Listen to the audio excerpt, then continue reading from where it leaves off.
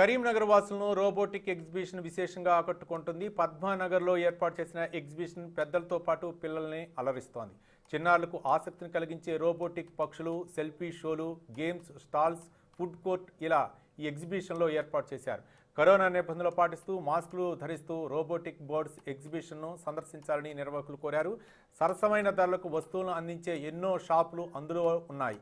వీక్షకుల సౌకర్యార్థం అన్ని ఏర్పాట్లు చేసినట్లు తెలిపారు. వికలాంగులకు ఫ్రీ ఎంట్రీ ఉంటుందని వెల్లడించారు. 2 సంవత్సరాల క్రితం కరోనా మహమ్మారితో ప్రజల్లో భయాందోళన ఉన్న నేపథ్యంలో ఇప్పుడిప్పుడే మానసికోల్లాసం కోసం అందరూ విడిది కోసం బయటకు వస్తున్నారని, అందులో భాగానే ఈ రోబోటిక్ బర్డ్స్ ఎగ్జిబిషన్ అనేది అందరినీ అలరిస్తుందని వీక్షకులు అంటున్నారు.